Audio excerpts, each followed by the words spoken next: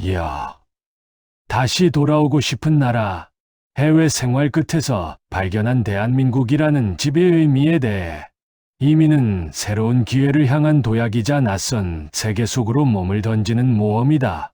사람들은 더 여유로운 삶을 꿈꾸고 넓은 집과 다양한 가능성, 그리고 자유롭고 개방적인 환경을 찾아 국경을 건넌다. 그러나 모든 선택이 그렇듯 이민이라는 경험 역시 빛과 그림자를 함께 안고 있다. 그리고 어떤 사람들에게는 해외에서의 삶이 오히려 대한민국을 새롭게 바라보게 하는 계기가 된다.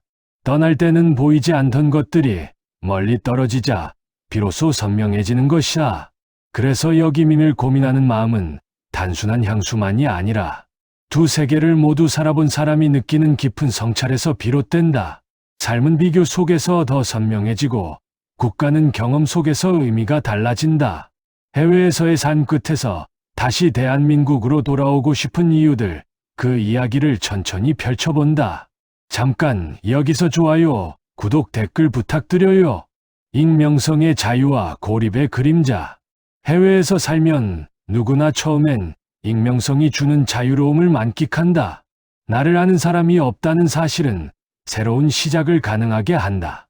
원하는 대로 옷을 입고 원하는 대로 관계를 맺을 수 있으며 누구도 나를 오래된 기준으로 판단하지 않는다. 그러나 이 익명성은 시간이 지날수록 고립을 낳기도 한다. 나의 이름을 불러줄 사람이 없다는 사실은 자유로우면서 동시에 외로운 일이다. 어느 순간 나를 온전히 이해하는 누군가가 절실하게 그리워진다. 웃음의 뉘앙스 하나, 말끝의 농담 하나, 눈빛에 숨겨진 의미 하나가 통하는 사람들. 그 관계의 촘촘함은 다른 나라에서 쉽게 얻기 어렵다. 한국으로 돌아오고 싶다는 마음은 때때로 이런 벅차오르는 외로움에서 시작된다. 편안한 관계라는 것은 단지 오래 봤다는 이유만으로 생기는 것이 아니라 자라온 문화와 언어, 비슷한 배경이 자연스럽게 공유하는 감각에서 비롯된다. 해외의 삶이 이 감각의 소중함을 깨닫게 한다. 언어, 모국어가 주는 존재의 안정감. 이민자에게 언어는 항상 벽이자 과제다.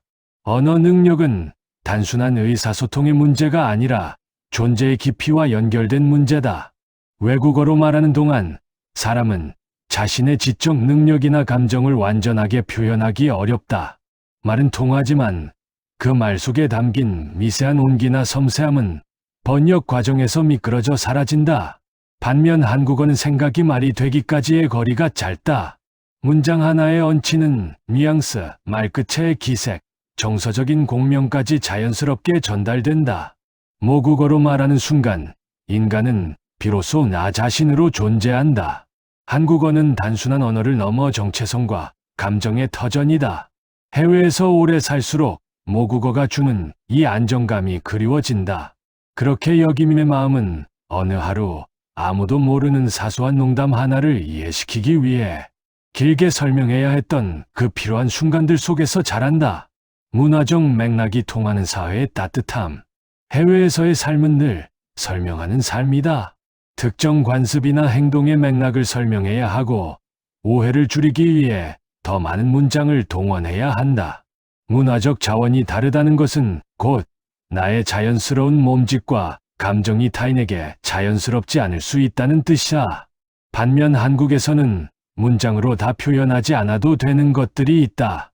긴 설명 없이도 통하는 농담, 우리끼리만 아는 분위기, 말보다 먼저 전달되는 정서적 신호들. 한국인의 빠른 상황 판단, 능력이나 말하지 않아도 알아채는 소통 방식은 때때로 불편하지만 그만큼 따뜻하다. 해외에서 얼마만큼 인간관계가 깊어져도 이런 문화적 유대의 밀도는 쉽게 생성되지 않는다. 그래서 사람들은 어느 순간 깨닫는다. 내가 자연스럽게 존재할 수 있는 곳은 결국 한국이구나. 자녀 교육과 세대적 연속성. 어린 자녀를 둔 이민자들이 여기민을 고민하는 가장 현실적인 이유 중 하나는 교육 문제다. 해외 교육의 장점은 많다. 개별화된 학습, 자유로운 분위기, 창의성의 강조 등은 많은 부모들이 꿈꾸는 환경이다. 그러나 이 모든 장점에도 불구하고 부모와 자녀의 문화 언어 격차가 빠르게 벌어지는 것은 또 다른 문제다. 부모는 여전히 한국의 정서와 가치 속에서 살아가지만 아이는 전혀 다른 문화에서 성장한다. 어느 순간 부모는 아이를 이해하기 어려워지고 아이 역시 부모와 감정적 공감대를 형성하기 어려워진다. 이 간격은 단순히 말이 잘 안 통하는 수준을 넘어서 가족 관계의 기반을 흔들기도 한다. 한국으로 돌아오면 이런 간극이 좁혀진다. 같은 언어, 같은 문화, 비슷한 또래 환경에서 자란다는 것은 부모와 자녀에게 모두 안정감을 준다. 세대적 단절이 완화되고 가족이 한 사회적 맥락에서 자랄 수 있다는 장점이 다시 보이기 시작한다. 의료복지 서비스에 대한 신뢰와 접근성. 해외에서 살다 보면 한국의 의료 시스템이 얼마나 효율적이고 접근성이 좋은지 새삼 실감하게 된다. 많은 나라에서 병원을 찾는 것은 비용 시간 절차의 문제로 쉽지 않고 대기 기간도 매우 길다. 사소한 검진 하나에 몇 주, 몇 달씩 기다리는 일도 흔하다. 반면 한국은 의료 접근성이 매우 뛰어나고 복잡한 절차 없이도 양질의 의료 서비스를 받기 쉽다.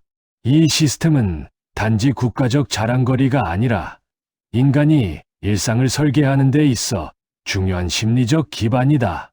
뿐만 아니라 편의점 문화식품 배달생활 서비스의 촘촘함은 해외에서 몇 년만 살아봐도 그 소중함을 절실히 느낄 수 있다.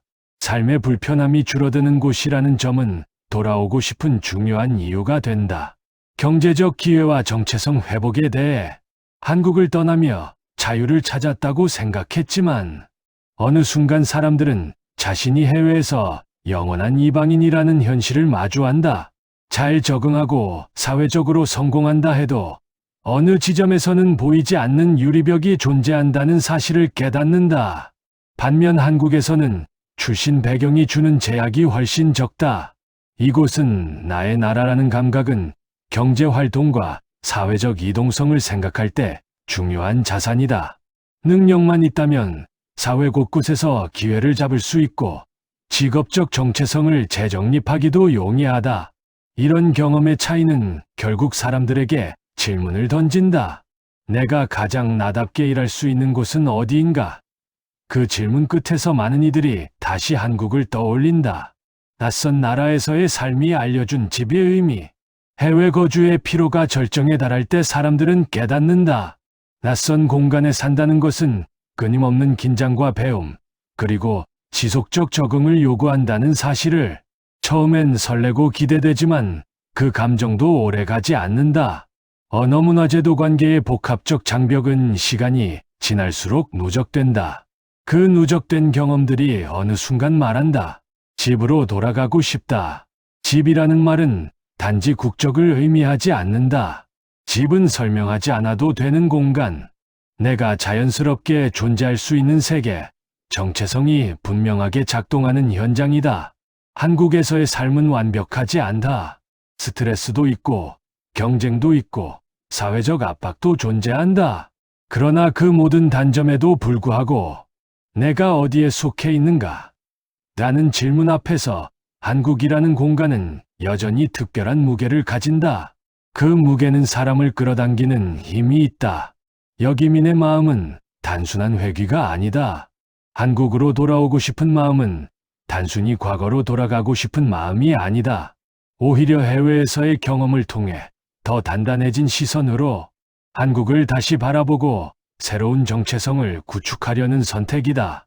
한국에 돌아오는 것은 실패가 아니라 경험을 축적한 사람이 새로운 버전의 삶을 설계하는 과정이다. 익숙함 속에서 갇히지 않고 낯섦 속에서 길을 잃지도 않는 삶. 이 두 세계를 모두 살아본 사람만이 가능한 선택이다. 여기민은 돌아옴이 아니라 다시 시작함에 가까운 말이다. 끝으로 해외에서의 삶은 많은 것을 가르친다. 자유, 다양성, 기회, 개방성. 그러나 그만큼 많은 것을 잃는 경험이기도 하다. 그 이름의 자리에 자리 잡는 것이 바로 내가 어디서 행복할 수 있는가라는 질문이다. 그리고 그 질문의 끝에서 많은 사람들은 대한민국을 떠올린다. 이유는 다양하지만 결국 하나로 귀결된다. 한국이 나의 집이다. 그 집은 완벽하지 않지만 그 불완전함마저도 나의 일부처럼 받아들일 수 있는 곳이다. 떠났다가 다시 돌아오는 마음은 그곳을 잃어본 사람이기에 더 깊게 이해할 수 있는 감정이다. 해외에서의 시간은 그 집의 의미를 더 깊고 단단하게 만들어준다. 그래서 어떤 사람들은 결국 다시 한국에 살고 싶어 한다. 그곳이 자신을 가장 온전하게 만들어주는 자리라는 사실을 깨달았기에 감사합니다. 좋아요, 구독, 댓글 부탁드려요.